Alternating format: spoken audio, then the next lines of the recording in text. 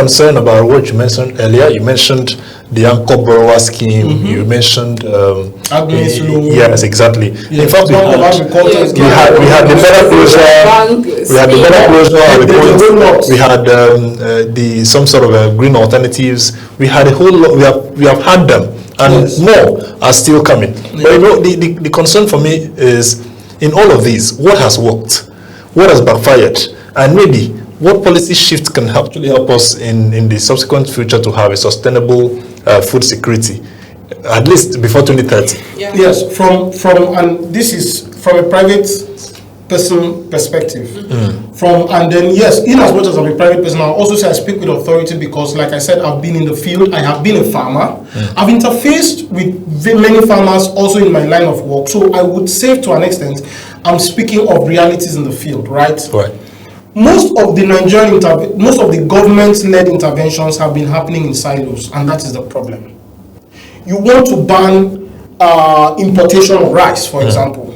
What have you done to enhance the capacity of rice producers in Nigeria?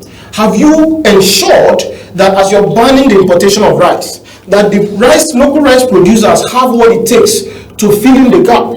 Or Nigerians are going to be crying, or all of a sudden people that are selling rice with sand are going to be selling rice at exorbitant prices? Before you ban that, you have to put a regulation in control of rice prices.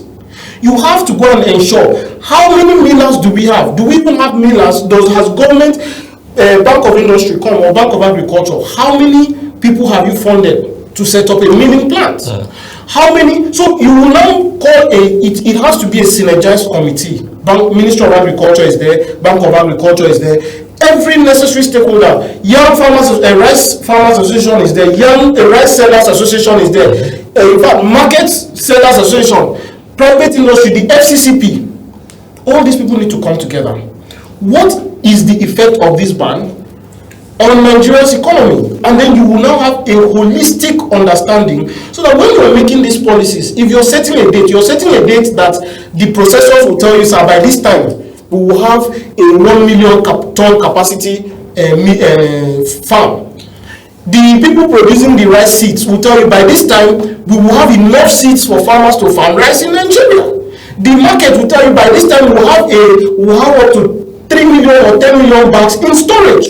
And if we have 50 million bags of rice in storage and you ban importation of rice, it will immediately buffer. Right. They will send it across the country and it will buffer, and then you will not have people stranded, and somebody will have 100 bags of rice and feel like he has gold, and now say his rice is 10,000 or 1 million naira. Yeah, they'll still be healthy. So most of these interventions have been happening in silos. You find that Ministry of Agriculture will do their own intervention, irrespective of what Customs is doing, irrespective of what Bank of Agriculture is doing. And then so these interventions get to intertwine, and you find one farmer receiving money from Bank of Agriculture, receiving fertilizer intervention from Bank of Agriculture. He collected money to buy fertilizer, but Ministry of Agriculture is coming and sharing rice and sharing fertilizer. This farmer, probably his major need would have been training in climate smart agriculture, but nobody's doing that. So if we had these interventions complementing each other, all the farmers in Cross River, for example, have received loans. The next intervention that should go to Cross River should be capacity development. The next intervention should be infrastructural development. We cannot have 10 agencies doing almost the same thing. So when you say what has worked, most of these things should have worked, but because they conflict each other, they counteract each other, you now have all those overlapping situations, you now have bureaucratic situations, you now have logistic situations, and then this project just fade out. Okay, so I want to now, as though I'm attacking you, but no, please do. I'm not attacking you.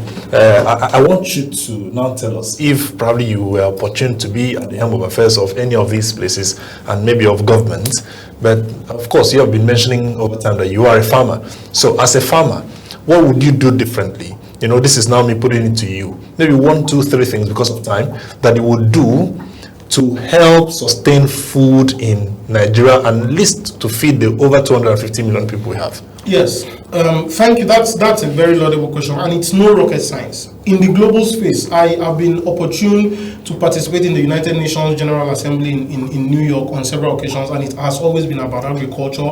I've been opportune to interface with the World Food Forum, an agency, a sub-agency of the Food and Agriculture Organization. And I need to let you know that in the global space, food production is now a system. They call it food systems. And if you remember back in secondary school or in primary school when you were first taught about computer, they told you a system is a network of different parts joined together and working together for a particular output. The moment we begin to handle agriculture or food production in Nigeria like a system, meaning that every stakeholder has to be connected to a CPU, a central processing unit. You cannot do one thing without the next stakeholder knowing. If you put on your CPU, your monitor will have to come on, right? Or you cannot even use that computer without putting on your monitor. You cannot see what is happening there. Every system has a function. So what would I do differently? First and foremost is to restructure the whole food systems. I do not know, okay, every government comes, every tenure comes and has a different farmers association to identify with. There was a time, All Farmers Association of Nigeria was the main thing. Today, if you want to talk about yam, you have like 6 associations. Most of them politicized. So I would first and foremost overhaul the whole system from the primary producers. Every farmer, if you know you're actually, in fact, database, I will not give it to government to handle. Identify key associations, because of course, as government, you cannot start dealing with farmers one by one. There are over 40 million farmers in Nigeria as at last record. Now, identify who are the key players or the key, what do they call it, cluster of farmers in Nigeria. Have them understand, and from there you will be able to have direct information as to what they really need. We have local feed producers in Nigeria. What is the problem that local feed producers are not able to break even in terms of fish, in terms of chicken and all of that? So once we overhaul that system and have that system in place, we now come to intervention agencies. Intervention agencies, we have government, we have international NGOs also coming in. Who are the intervention agencies? And we begin to assign, what is your focal point? You want to do capacity development, you are in charge of capacity development. This is the curriculum that we need. So there needs to be somebody, there needs to be a central processing unit. It could be Ministry of Agriculture, it could be an agency, it could be a presidential committee, it could be any arm of any institution with authority, making sure that there is a coordinated research. Institutions are waking up and are researching things on their own without the main farmers even knowing that there is an improved seedlings of these things. Most of IITA, National Cereals Research Industry, all of these guys are working. Do the farmers on the ground know that we have this kind of seeds? Maybe not. So most of them just have it, and then so I think there needs to be a proper restructuring into a system format to have a harmonious functioning of different organs, different units come together for a particular purpose, which is food.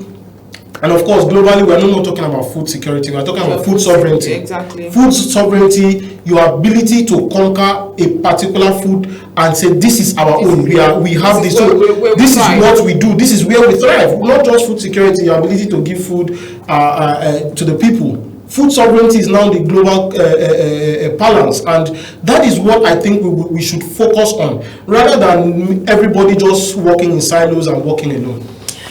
Thank you so much, Daniel Black, Executive Director of the Growth for Sustainable Agriculture Initiative. It's always wonderful and the passion is palpable. Thank you so much for always coming to give us these ideas. But this is it for RASEP Africa this morning. We really have run out of time. I wish we could talk more. We would always bring him on. And of course, the Agriculture for Today and Tomorrow is always there for you to get more insight into. It comes up tomorrow. It comes up tomorrow, yeah. Friday tomorrow. So for you to get more insight into what's going on. But I am Joy, as I am saying, thank you for watching. And I am Muhima Netia, asking you to get back to your farms. Good morning.